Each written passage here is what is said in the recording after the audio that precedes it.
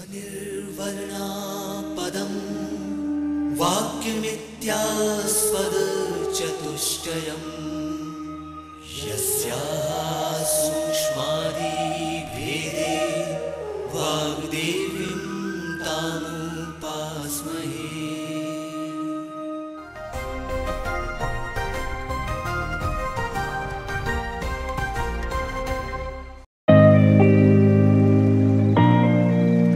मध्य प्रदेश के इंदौर शहर की गुरदीप कौर वासु ने दृष्टिहीन, मूक व बधिर होते हुए भी कड़े संघर्ष करते हुए पहले 10वीं फिर 12वीं परीक्षा उत्तीर्ण की और फिर मध्य प्रदेश के वाणिज्य कर विभाग में शासकीय नौकरी प्राप्त की।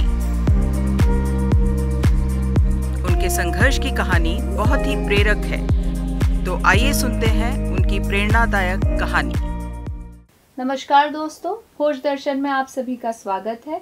आज हमारे बीच एक बहुत विशेष व्यक्ति मौजूद है। यहाँ स्टूडियो में हमारे बीच हैं गुरदीप कौर वासु, जो कि एक बहु दिव्यांग व्यक्तित्व की हैं, ब्लाइंड डेफ व्यक्ति हैं।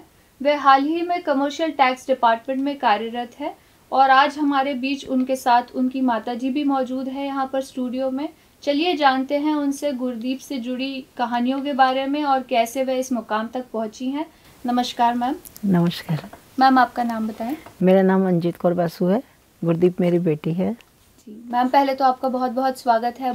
थैंक यू मैम, सबसे पहले मैं आपसे ये जानना चाहती हूँ कि गुरदीप का जब जन्म हुआ तब कैसी परिस्थितियाँ थी और जब उसका जन्म हुआ तब आपको कब पता चला, कैसे आपको पता चला कि यह सामान्य बच्चों से थोड़ी अलग है, इसको कोई समस्या है? ये प्री मैच्योर थी, 7th मंथ में हो गया था। तो डॉक्टर ने हमको बोला कि इसको भी रूम से बाहर मत करना, अंधेरे में रखना, तो हमने वही करा। लेकिन धीरे धीरे हम बड़ी होती गई, 5 महीने की हम बाहर लाए, इसने कोई रिस्पांस नहीं दिया, ना किसी आवाज़ का, ना लाइट, ना कुछ, मतलब इसको पता नहीं चलता था। फिर हमको लगा ये सुन नहीं पा रही है, देखने का तो पता ही नहीं था कि देखेगी भी नहीं। फिर डॉक्टर के पास गए तो बोले कि मैंने कहा ये आँखें भी इधर उधर नहीं घुमाती, किसी को देख नहीं रही है। फिर उन्होंने बोला कि आप तो इसका ट्रीटमेंट चालू करवा दीजिए। आँखों के डॉक्टर हैं, उन्होंने 9 महीने इलाज करा, तो उन्होंने बाद में बोल दिया कि इसका कोई इलाज नहीं है। फिर उन्होंने हमको बॉम्बे का एड्रेस दिया, वहाँ पे आई हॉस्पिटल है, उधर गए। वो बोलते कि 6 महीने लेट हो गए, उन्होंने कोई ट्रीटमेंट नहीं करा, बस हम आ गए। फिर हम भी जहाँ किसी ने बोला हम वहाँ पर गए, हर जगह इसका इलाज कराया, पर कहीं उम्मीद ही नहीं रही कि इसकी आँखों करेगा। फिर बोलने के भी सब पास डॉक्टरों के पास गए, बोलने का भी कुछ स्पीच थेरेपी करवाई, 3-4 जगह 6-6 महीने करते रहे, वो भी नहीं बोल पाई। भाई सुन ही नहीं पा रही थी तो बोलेगी कैसे। फिर उसके बाद हमने इसको मतलब घर में रखा, उसका हम ये एक्यूप्रेशर करवाया, ऐसे ऐसे इलाज काफ़ी करवाते गए। अब 8 साल की हो गई, क्या करें, इसको स्कूल में कैसे डालेंगे हम? तो मतलब जैसे नॉर्मल छोटे बच्चों को, 2 साल के बच्चों को खाना खिलाया, भूख लगी, वो बोलता नहीं, हमको पता है टाइम से खिलाना, ऐसे हम करते रहे इसके साथ। लेकिन फिर अब सोचते रहे क्या करें, ऐसे तो बड़ी हो जाएगी, आगे क्या होगा। अब बच्चे, लड़कियां बड़ी हो जाती हैं, उसके लिए बहुत दिक्कत आती हैं। फिर हमको किसी ने बोला कि आप ना बॉम्बे में जाइए, वाशी में, वहाँ पे स्कूल है ये डेफ ब्लाइंड बच्चों का ही। वहाँ गए तो उसका वहाँ पे एडमिशन हो गया। 11 साल की थी, हमने वहाँ एडमिशन कराया। मतलब धीरे धीरे काफ़ी टाइम लगा उनको भी एडजस्ट करने में, लेकिन ये ना हर चीज़ अपना थोड़ा बहुत कर लेती थी। तो जैसे शुशु पोटू है तो अपने ही बता देती थी, इसलिए उन्होंने रख भी लिया। तो फिर धीरे धीरे वो सिखाते गए। मतलब 2-4 साल तो इसको लगे सिर्फ सीखने में ही। फिर उसके बाद हम भी धीरे धीरे इसकी साइन लैंग्वेज सीखते गए। 11 साल ये वहाँ पर रही है। 11 साल बाद ये 23 की हो गई, तो बोले कि अब आप इसको घर ले जा सकते हैं, अब हम नहीं रख पाएंगे। घर पे ले आए। उसके बाद 7-8 साल घर पे रही है। बोले मेरे को स्कूल जाना है। इंदौर में सब हमने स्कूलों में पूछा, तो इसको कोई लेने को तैयार नहीं, क्योंकि यहाँ पे ब्लाइंड स्कूल है, डेफ स्कूल है, ये टोटल जो इसमें तीनों कमी है, उसका कोई स्कूल नहीं था, ना कोई यहाँ पे ट्रेनिंग होती थी। हमने अहमदाबाद भी कोशिश करी थी, वहाँ भी उन्होंने मना कर दिया था। फिर उसके बाद अब क्या कर, अहमदाबाद में एक बार सोचा था, तो बोले कि आप हॉस्टल में डाल सकते हो तो देख लो, पर यहाँ पे हम करवा सकते हैं, लेकिन जो वहाँ पे पढ़ के रही है वो चीज़ यहाँ पे नहीं पढ़ाई हो पाएगी। फिर हम घर पे रहे। इसको रोज़ बोले मेरे को स्कूल जाना है, इसको पढ़ने का शौक़ था कि, या घर से निकलने का शौक़ था, इसको जो भी था, मतलब अच्छा लगता था इसको स्कूल में जाना। फिर आनंद सर्विस सोसाइटी का हमको किसी ने बताया कि आप मैडम और सर से मिलिए, तो वहाँ गए। तो मैडम हमको रोज़ बुलाते थे स्कूल में। हमने मतलब 4th से वहाँ पे 4th तक पढ़ी, उसके बाद 5th से लेकर 12th तक मैडम ने यहाँ पे पढ़ाई करवाई है। और रही फैमिली की बात, हमारी फैमिली बहुत अच्छी जॉइंट फैमिली थी, हमको कोई दिक्कत नहीं आती थी। उन्होंने बहुत साथ दिए। बहुत लोगों ने बोला ये तो बोझ बन गई तुम्हारे ऊपर, ये कैसे करोगे। हमने कहा बोझ नहीं, और ये हमारे लिए बहुत लक्की है। अतः इतने कि हमारे घर से अच्छा हुआ ये आई है, तो हमारे घर में सब इसको बहुत प्यार करते हैं। किसी ने मतलब बाहर वाले लोग बोलते थे ये कैसी है, इसको साथ साथ लेके चलते हो, घर में क्यों नहीं छोड़ के जाते। हमने कहा घर अकेले थोड़ी छोड़ के जाएंगे, भले जॉइंट फैमिली थी पर हमारे साथ सब चलने को तैयार थे। हमारे घर वालों ने बहुत सपोर्ट करा, और किसी ने मेरे को रोका नहीं कि इसको बॉम्बे क्यों भेज रहे हो, कहाँ लेके जा रहे हो। जहाँ वो भी बोलते थे जहाँ लोग बोलते हैं वहाँ जाओ, और हमारे परिवार वाले सब जाते थे।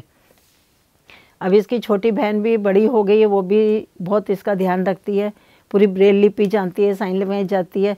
मैडम के साथ रह के वो और भी काफ़ी कुछ सीख गई है। मैडम और मेरी छोटी बेटी ने बहुत इनकी हेल्प करी। बॉम्बे वाशी में हेंडल केलर स्कूल है, वहाँ पे इसको डाला था। इसको मैं 10 दिन इसके साथ रही। धीरे धीरे थोड़ा दूर होते कि मैडम बोले एकदम हम बच्चों को दूर नहीं कर सकते, बच्चों में कोई प्रॉब्लम आ जाए या डर जाए कुछ, तो फिर आप वहाँ पे रहिए। तो मेरे को वहीं पे एक रूम दिया गया था, मैं वहीं पे रहती थी। इस क्लास में मैं थोड़ी दूर से इसको देखती थी, टच नहीं करती थी कि मैं यहाँ पर हूँ। धीरे धीरे मैं दूर होती गई, जैसे 4 घंटे लेट हो गया, फिर दूर हो गया, फिर मिल गई, फिर रात को मिले, ऐसे करके। फिर मैंने बोला मैं जा रही हूँ, इसने बोला खुश होके हाँ जाओ। पहले मैं जाती थी तो मैं रोती थी कि पता नहीं इसका क्या होगा, लेकिन धीरे धीरे इसका इतना प्रोग्रेस था वहाँ पे कि मैं खुशी आती थी वहाँ से। वहाँ का स्टाफ टीचर सब इतने अच्छे थे, बोलते थे देखो मम्मी आप, वहाँ पे मेरे को मम्मी बोलते थे, मम्मी आप पहले आते थे तो रो के आते थे, आप खुश होके जाते हो। मैं कहा मेरे को अच्छा लग रहा है कि वो कुछ सीख रही है, आप लोग इतना साथ देते तो मैं खुश क्यों नहीं होंगी। मुझे ये बताइए, घर में जैसे आपने कहा जॉइंट फैमिली है आपकी, तो सबसे ज़्यादा क्लोज किसके है बेटी? सबके साथ ही इसका प्यार, इसके मतलब आगे होके प्यार लेती है ये सबसे। और जैसा कि आपने बताया कि ये अपना काम सारा खुद कर लेती हैं, सीख लेती हैं, तो उसकी ट्रेनिंग आपने कैसे दी? वहाँ पे ये ना, वहाँ पे हेनल केलर में ही सीखी है बॉम्बे में कि अपना कपड़ा कैसे पहनना है, कैसे धोना है, ये सब वहीं पे सीखे। घर पे तो खाना भी नहीं खाती थी, हम खिलाते थे। वहाँ से अपने आप से चम्मच पकड़ना, हर चीज़ खाना, और इसको हर चीज़ इतनी पसंद है, कुछ भी दे दो खाने के लिए, कभी कोई नाटक नहीं करती, सब कुछ खा लेती है ये। और एज फैमिली आप लोगों के लिए क्या चैलेंजेस थे? जैसे आपने अपने रहन सहन में या अपने जीवन में उसके अकॉर्डिंग क्या चेंजेस किए, या जैसे आप बता रहे हैं कि उसकी सिस्टर ने भी ब्रेल सीखी है, तो ऐसे आपके लिए क्या चीज़ थी जो आपने अडेप्ट करी उनके अकॉर्डिंग? नहीं, मैंने ऐसा कुछ भी नहीं करा कि मैं इसको साथ में लेके चलती थी। मेरे को ऐसा नहीं लगता मैंने कुछ छोड़ा होगा। मैंने अपनी जीवन जिए, अपनी ज़िंदगी जिए, इसको भी अपने साथ रख के मैंने करा। मैंने कोई कॉम्प्रोमाइज़ नहीं करा। बहुत बढ़िया मैम। अब जब इनका जन्म हुआ था तब से लेके अभी इनकी एज कितनी है? 34। तो उस जो ड्यूरेशन में, जैसे आप जो भी का लाइफ जर्नी देखते हैं, तो उसमें आपको क्या चेंज लगता है, या क्या लगता है आपको कि क्या ऐसा है जो उसके लिए इम्पोर्टेंट रहा है इस सफ़र में? बचपन में तो हमको लगता था कि हम तो जैसे घर में टाइम पास कर रहे हैं, कुछ नहीं। लेकिन अब धीरे धीरे स्कूल जाने लगी, लोगों के बीच में रहने लगी, तो ऐसा लगता था मैं दूसरे बच्चों को देखती थी। और हमारे घर में सबसे परिवार में बड़ी लड़की यही है, पहला बच्चा ही था जो ऐसा हुआ। तो बच्चे थे ही नहीं जिसके साथ हमको लगता कि कंपेयर कर, दूसरों को देखते थे हम कभी हमारी बेटी भी ऐसे चलेगी, ऐसे स्कूल, वो चलती भी नहीं थी। 8 साल के बाद वो चलने लगी। हम इसको गोदी में ही लेके जाते थे, जहाँ भी जाते थे। तो उसके बाद मेरे को भी लगता था, पर पता नहीं, फिर अपने आप धीरे धीरे सब सीख गई वो। अभी दोस्त हैं इनके, बाहर जाती हैं? नहीं, ऐसे यहाँ के नहीं, मतलब फैमिली सब हमारी बड़ी फैमिली है तो सब है। लेकिन वहाँ पे जो बॉम्बे में इसका हॉस्टल था, वहाँ पे वो आज भी सब फ्रेंड्स के नाम मालूम है, उनकी सारी बातें याद है इसको, सब टीचर्स को याद करती है, उनके बच्चों के बर्थडे तक याद है इसको। अच्छा। आज भी याद है, मतलब कितने 15-20 सालों के इसको आए हुए, लेकिन सब याद है उसको वहाँ का। आप बाकी जो पेरेंट्स हैं, जो बहु दिव्यांग या दिव्यांग बच्चों के जो माता पिता हैं, या उनके परिवार को क्या संदेश देना चाहते? मैं तो यही संदेश देना चाहूँगी कि ऐसे बच्चों को बिल्कुल पीछे मत रखिए, अपने साथ रखिए, अपने आगे लेकर आइए। कम से कम ये बच्चे अपने पैरों पे खड़े हो गए हैं, हो रहे हैं, तो वो भी हो सकते हैं। हमने तो कभी सोचा भी नहीं था कि ये 12th पास करेगी, 12th के बाद फिर जॉब लगना तो बहुत बड़ी बात है हमारे लिए, वो भी गवर्नमेंट जॉब। लेकिन मैं यही कहूँगी, ऐसे बच्चों को बिल्कुल अलग से मत रखिए, साथ में लेके चलिए और आगे बढ़ाइए, उनका भी जीवन संवरेगा। और मैडम जैसे टीचर्स मिल जाए तो उनका तो निहाल ही हो जाएगा। मैम थोड़ा मुझे बता पाएंगे कि जो इनकी 10वीं तक की पढ़ाई है वो कैसे रही, मतलब कैसे वो स्कूल जाना और सारा काम करना? और मैडम वो तो हम स्कूल में मैडम के साथ फोर्थ वहाँ से करके आई थी, 5th क्लास से इनके साथ जुड़े हुए हैं। इन्होंने अपने स्कूल में पढ़ाया करा। फिर 10th में हमको राइटर की ज़रूरत पड़ी, तो राइटर हमने बड़ी मुश्किल से, सर ने इतनी मेहनत करके लिया। डेफ राइटर चाहिए था, नॉर्मल ब्लाइंड के लिए तो नॉर्मल व्यक्ति का राइटर चलता था, लेकिन ये साइन लैंग्वेज में बात करती थी, तो इसके लिए तो फिर कोई डेफ बच्चे ही चाहिए थे, इसकी बात को समझ पाए। तो हमने काफ़ी भाग दौड़ करके परमिशन ली। सर ने बहुत मेहनत करी इसके लिए, बड़ी मुश्किल से हमें परमिशन मिला। तो इनकी एक संजना इसकी फ्रेंड है, छोटी क्लास की है, उसने इसका पूरा पेपर लिखा था। आइए अब बात करते हैं गुरदीप की प्रेरणास्पद यात्रा की सहायक उनकी शिक्षिका से। अब हम सबके बीच स्टूडियो में यहाँ वह व्यक्ति मौजूद है जिनका धन्यवाद करते हुए गुरदीप की माताजी थक नहीं रही थी। मैं बात कर रही हूँ मोनिका पुरोहित मैम की, जो कि डायरेक्टर हैं आनंद सर्विस सोसाइटी इंदौर की। और अब मैं उनसे जानना चाहूँगी कि सबसे पहले वो अपनी संस्था और अपने बारे में हमें बताएं। सभी को नमस्कार। मैं मोनिका पुरोहित, आनंद सर्विस सोसाइटी की डायरेक्टर को फाउंडर। आनंद सर्विस सोसाइटी पिछले 27 सालों से मूक बधिर और बहुदिव्यांग बच्चों के लिए एजुकेशन के कार्य कर रही है। आनंद सर्विस सोसाइटी के द्वारा इंक्लूजन पे बहुत ज़्यादा काम किया गया है और देश का पहला मूक बधिर फ्रेंडली थाना इंदौर में तुकोगंज चिन्हित किया गया है, जहाँ पर मूक बधिर बहुदिव्यांग व्यक्ति आते हैं और सांकेतिक भाषा हाव भाव में 0 पर अपनी FIR कर सकते हैं, फिर वो संबंधित थाने पर ट्रांसफ़र होती है और उसी के माध्यम से हम लोग पुलिस में, कोर्ट में मूक बधिर और बहुदिव्यांग बच्चों के केसेस में मदद करते हैं। 400 से ज़्यादा केसेस में हमने काम किया है और 4000 से ज़्यादा केसेस में मूक बधिर बहुदिव्यांग बच्चों की मदद की है। इसमें मेजॉरिटी जो केसेस थे वो बालिकाओं के साथ में यौन शोषण के केसेस थे। मैं जानना चाहूँगी कि गुरदीप जब आपके पास आए थे, गुरदीप की माताजी और गुरदीप आए थे, तब गुरदीप का जो स्टेट ऑफ माइंड था या जो उनका लेवल था ऑफ लर्निंग, वो क्या था? गुरदीप हमारे पास में 8 साल से पढ़ रही है और जब ये हमारे पास आई थी तो इसका एक बीच में गैप हो गया था पढ़ने से। तो जो इसने पढ़ा था वो इसको डेली स्किल, लाइफ स्किल्स तो याद थे, लेकिन सिलेबस जो हमारा करिकुलम था जिसमें साइंटिफिक जो टर्मिनोलॉजी आती है वो समझना हमको मतलब गुरदीप को समझाना कठिन था, क्योंकि खाना, पानी, हंसना, मिलना, टाटा, बाय बाय ये सिलेबस नहीं होता है। उसके लिए प्रॉपर आपको बुक पढ़ना होती है, क्योंकि पेपर एक अलग से खाना पानी और हाय हेलो वाला पेपर नहीं आता है। पेपर हमारे दिव्यांग बच्चों का वही आता है जो सामान्य बच्चों का आता है, और उसमें उतने ही प्रश्न होते हैं जितने सामान्य बच्चों को करना होते हैं। तो वो उसमें हमें ना मतलब हम टाइम पास या एक शॉर्टकट वाला सिस्टम नहीं था।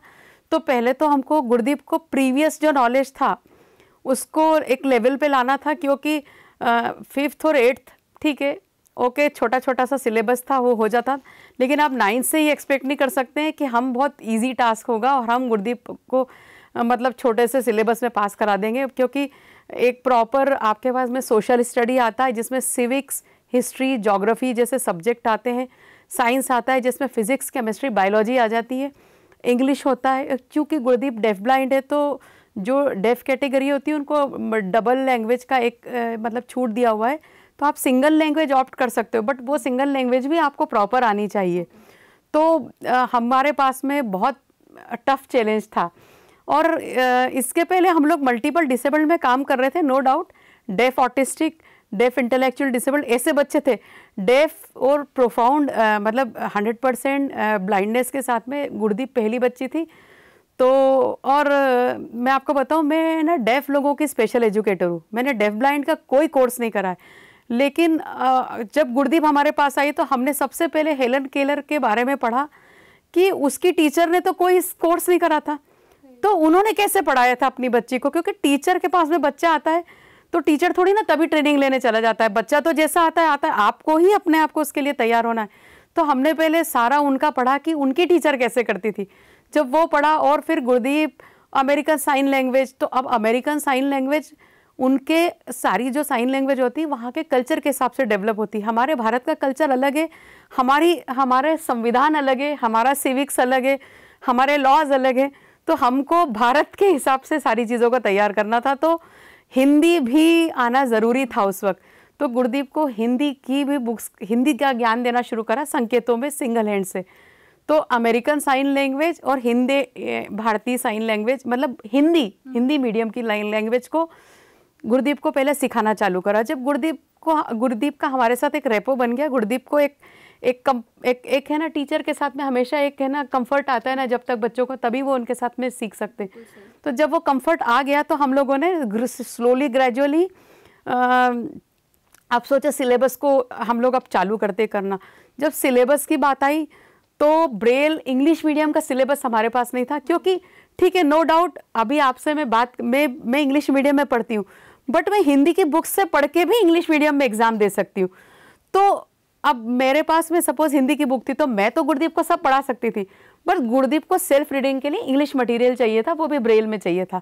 तो हमारे यहाँ एमपी बोर्ड में जो सुविधा है ना, वो हिंदी मीडियम का ब्रेल का मटेरियल हमको अवेलेबल होता है। तो हमने तमाम जगह से जब तलाश करा तो हमको फाइनली NIVH में जब बात हुई तो उन्होंने बोला कि आप हमको ये रिस्पॉन्सिबिलिटी आपकी कि पूरा सिलेबस आप हमको PDF में दें और वर्ड फाइल भी दें। हमारे पास में PDF की बुक्स थी लेकिन वर्ड फाइल नहीं थी, तो उन्होंने बोला वर्ड में कन्वर्ट करके भेजिए। हमने वो मटेरियल, ये सब प्रोसेस होते होते हम लोग जब अगस्त तक मटेरियल सिलेबस को वर्ड में कन्वर्ट करके उनको भेजे, फिर वहाँ पे भी टाइम हुआ। तो यू विल वंडर कि हमारे पास में 10th बोर्ड की बुक्स नवंबर में पहुँची है सारी की सारी। मीनवाइल हमने रुके नहीं थे, हम लोगों ने एक जो जून से जो हमारा सेशन चालू हो जाता है, हमने गुरदीप को पढ़ाना चालू करा था। गुरदीप आती थी, मैं उसको प्रॉपर बुक्स में से रीड करके पूरा टेक्टाइल साइनिंग से ऐसे कन्वर्ट करके सारा कुछ पढ़ाती थी क्लास 10th का। तो गुरदीप क्लास 10th का स्टडी तो करती थी हमारे साथ में, बट घर जाके उसको सेल्फ जो रीडिंग करना रहती थी वो मिस हो जाता था उसका, क्योंकि जनरली टीचर जब भी पढ़ाते हैं तो बच्चों को एक टास्क दे देते हैं कि भाई या तो आप सेल्फ रीडिंग करना या 2 ये मैं क्वेश्चन दे रही हूँ। तो गुरदीप वो मिस करती थी, लेकिन हम लोग ने सोचा था कि हम टाइम वेस्ट नहीं करेंगे, जैसे भी होगा अपना काम नहीं रोकना है हमको। तो ऐसा करते करते नवंबर में हमारे पास बुक्स आ गई और हमने गुरदीप को थोड़ा सा इन्हें एक्स्ट्रा ही रीडिंग मटेरियल देना चालू करा कि आज इतना 4 पढ़ना है, जबकि जनरली हम 2 या 3 देते, बट 4 या 5 तक भी हम लेकर गए।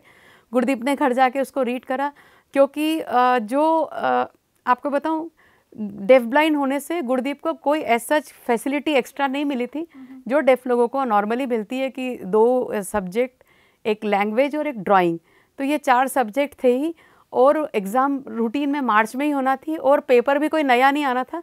जो नॉर्मली पूरे MP के बच्चे साइंस का पेपर जो अटैम्प्ट करने वाले थे, जिनके पूरे सारी सेंसेस हैं, वही पेपर गुरदीप को भी अटैम्प्ट करना था। तो हम लोग टाइम वेस्ट नहीं कर सकते थे, तो हमने वो करा। गुरदीप ने भी कोऑपरेट करा। घर पे मम्मी और इसकी सिस्टर हरप्रीत, वो दोनों मैं जो भी टास्क देती थी वो इसको पुश करते थे कि मैडम ने बोला ये रीड करना है, तो ऐसा बच्चों को थोड़ा सा पुश करना ही पड़ता है।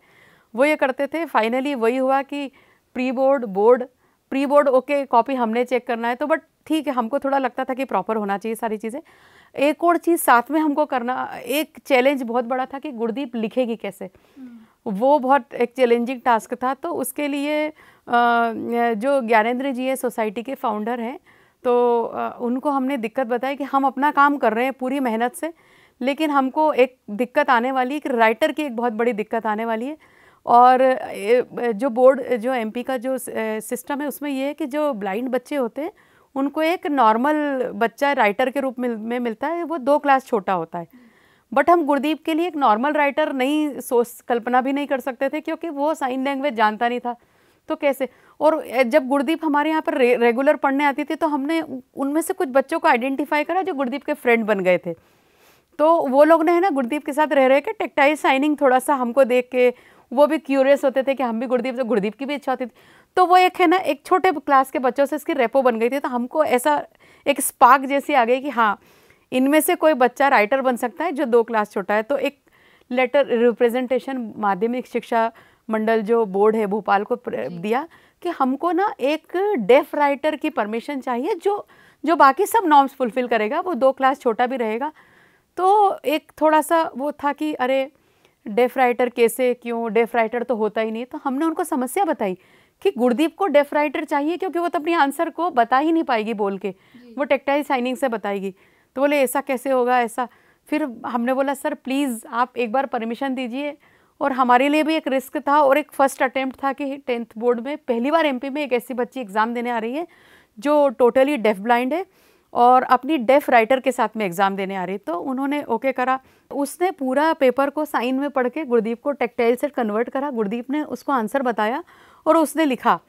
और वो मतलब इनको 1 घंटा सिर्फ एक्स्ट्रा मिलता है जो सभी तरह के दिव्यांग को एक्स्ट्रा मिलता है, तो इसको भी मिला। वो होते होते जब रिज़ल्ट आया तो ऐसा था कि गुरदीप का तो रिज़ल्ट था, लेकिन हमारा एग्ज़ाम था। हमको ऐसा लगा था कि एक टीचर का जब रिज़ल्ट आता है तो हम लोग जब रोल नंबर लेके बैठते और देखते ना, तो हमने तो सबसे पहले गुरदीप का रोल नंबर डाला था और हम बस ये सोच रहे थे कि वो लोड हो रहा था। और जैसे वो हुआ और गुरदीप पास, उसके 52%, तो वी वर लाइक ना, हम लोग ऐसे जंप कर गए थे कि हमारा वो जो हमने जो इतने टाइम से जो मेहनत करा था और जो हमारा ड्रीम था कि गुरदीप एमपी 10th बोर्ड का एग्ज़ाम एक बहुत बड़ा माइलस्टोन होता है नॉर्मली हर बच्चे के जीवन में। और गुरदीप के लिए तो ऐसा था कि जैसे मैं क्या बोलती हूँ, हमको ऐसा फील हो रहा था कि शायद वो यूपीएससी के प्रीलिम्स क्लियर कर गई उस दिन। वो वाला मोमेंट था। हम लोगों ने सेलिब्रेशन करा, गुरदीप के सारे फ्रेंड्स ने पार्टी करी, सब लोग खूब डांस करे। फिर एक अगला आया कि 12th भी करना है, क्योंकि 11th करना है और 12th करना। तो 11th से हमने क्या करा, 11th का सब्जेक्ट पढ़ाना चालू करा। और जनरली 11th 12th के सब्जेक्ट एक को रिलेटेड रहते हैं, मतलब उसमें एक नेक्स्ट लेवल जाता है, 12th थोड़ा सा हायर रहता है। तो हमने 11th के साथ में थोड़ा 12th का सिलेबस भी इनकलकेट करा कि नहीं अपने को, क्योंकि हमारे पास टाइम फ्रेम तो वही है ना मार्च तक का, तो वो तो करना ही था, तो वो करा। और वही सारे पुराने, अब हमारे पास में क्या था, पुराना एक एग्जाम्पल था। गुरदीप खुद एक एग्जाम्पल थी कि उसने 10th में एक डेफ राइटर के साथ में एग्ज़ाम दी थी।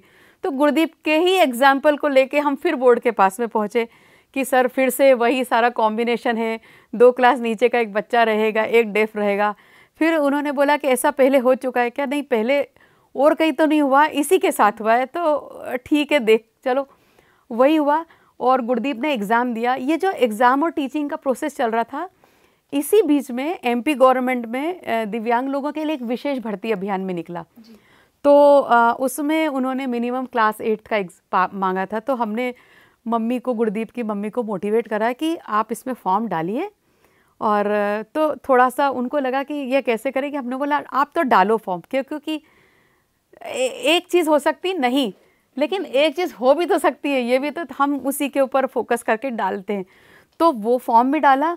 वो 12th की पढ़ाई करते करते गुरदीप का एक इंटरव्यू भी हुआ, जो इसमें डायरेक्ट इंटरव्यू से मतलब सिलेक्शन, मतलब इंटरव्यू कॉल करके सिलेक्शन था। तो गुरदीप इंटरव्यू के लिए अपीयर हुई और डॉक्यूमेंट वेरिफिकेशन के टाइम पे मैं साथ थी, लेकिन इंटरव्यू बोर्ड के सामने ये अकेली गई थी। मैं वहाँ नहीं थी, कोई और व्यक्ति वहाँ आए थे। अच्छा। उन्होंने बोला हम गुरदीप से कम्युनिकेट कर लेंगे। मैंने कहा ठीक है, क्योंकि टीचर और माँ कब तक जीवन में साथ रहेंगे, एक टाइम के बाद में तो बच्चे को अकेले ही तैरना है नदी में जाके। तो इसने जाके जो भी क्वेश्चन आंसर दिए होंगे हुआ, और हमने 12th की पढ़ाई जारी रखी। और अभी जो मई में जो रिज़ल्ट आया उसमें गुरदीप को फिर से 12th में 52% आए। और मतलब जब इसके फ़ोटो या इसके कुछ चीज़ें हमने सोशल मीडिया पे डाली तो कोई का फ़ोन आया कि हम गुरदीप का इंटरव्यू लेना चाहते हैं। और फिर अचानक से एक निकल के आई एक नया, इसको गुरदीप को हमारी प्यारी सी गुरदीप को एक नाम मिला है, इंदौर की हेलन केलर। और हमने जब पूरा सर्च करा तो देखा कि पूरे भारत में कहीं पर भी डेफ ब्लाइंड बच्चे, और वो भी एक वुमेन, मतलब मेन स्ट्रीमिंग गवर्नमेंट जॉब में नहीं आए। हमारे जो माननीय प्रधानमंत्री जी है, जब उन्होंने दिव्यांग अधिकार अधिनियम 2016 को जब पारित करा था तो उन्होंने 4% उसमें रिजर्वेशन दिया था। तो जो डेफ ब्लाइंड, ऑर्थोपेडिकली चैलेंज और एक MD मल्टीपल डिसेबल्ड कैटेगरी, तो मल्टीपल डिसेबिलिटी में डेफ ब्लाइंड जैसे सभी दिव्यांगों को उसमें ऐड करा। हमको बस वही एक चीज़ दिख रही थी कि एक जगह का ही है। और जो हमारे जो प्रधानमंत्री जी का जो सपना था ना कि पंक्ति में खड़े हुए अंतिम व्यक्ति तक पहुंचना और उसको रिप्रेजेंटेशन मिल जाए, तो रियली इनेक्टमेंट तो वही हुआ। तो इंटरव्यू के बाद में जब शॉर्टलिस्ट हुए, थोड़ा सा वहाँ पर भी एक रेजिस्टेंस था, सबको लगता था इससे कैसे काम कराएंगे, क्या होगा। लेकिन क्या हुआ कि ये टॉप किया इसने मेरिट में वहाँ पर भी, अकॉर्डिंग टू हर मतलब परफॉर्मेंस, उसके परसेंटेज, उसकी डिसेबिलिटी। फिर फाइनली जब गुरदीप ने ज्वाइन करा तो एक बार वहाँ पे जाके ज्ञानेंद्र जी ने जाके पूरे ऑफिस के स्टाफ को गुरदीप के साथ में ओरिएंट करवाया 2-3 दिन। उसके जो नेक्स्ट जब रिपोर्टिंग ऑफिसर है, वहाँ के जो टॉप मोस्ट ऑफिसर्स है, सबसे मिलवाया और उनको भी बताया कि गुरदीप से हम कैसे बात करेंगे, क्योंकि एक बार आपका मोबिलिटी ओरिएंटेशन हो जाता है, एक बार अगर कम्युनिकेशन का ओरिएंटेशन हो जाता है तो किसी भी व्यक्ति के साथ बात करना असंभव नहीं है। और लोग तो जानवर पालते हैं, हमारी गुरदीप तो इंसान है, वो सारी फीलिंग्स रखती है, दिमाग रखती है, पढ़ लिख के आई है। तो वो लोग ने भी एक्सेप्ट करा और अभी 20 डेज से ज़्यादा ही होने को आए हैं कि गुरदीप वहाँ पे काफ़ी सारे काम सीख गई है। पेपर पंच कर लेती है, एनवलप में डाल लेती है, सील लगा लेती है, प्रॉपर फाइलिंग कर लेती है।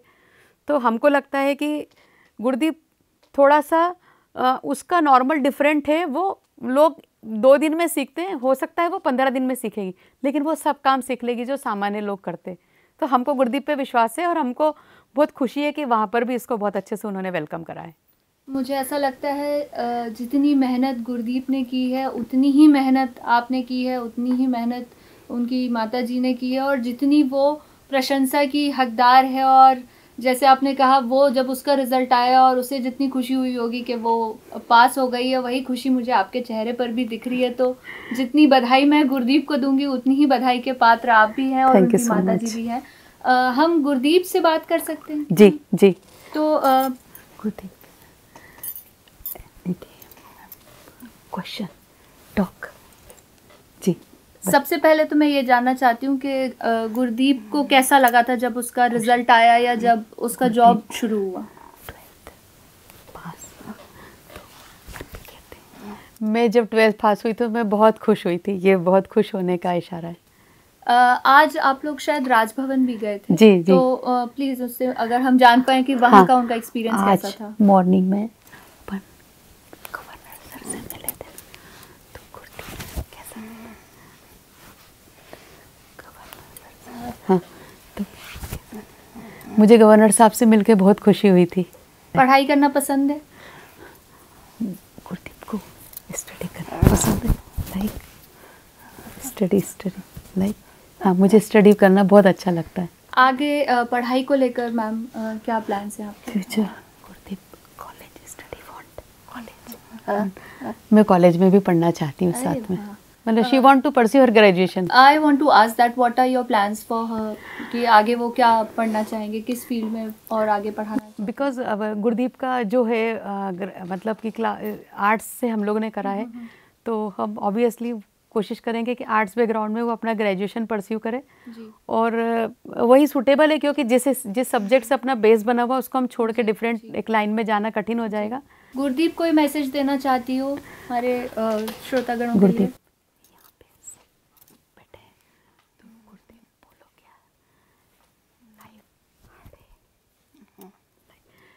गुरदीप बोल रही है कि लाइफ तो बहुत हार्ड है, बट स्टडी करने से क्या होता है, बट स्टडी करने से हम विन कर लेते हैं। बिल्कुल बिल्कुल, हम सब आशा करते हैं कि गुरदीप और आगे बढ़े और पढ़ाई करे और अच्छी पद पर पहुँचे अपने नौकरी में।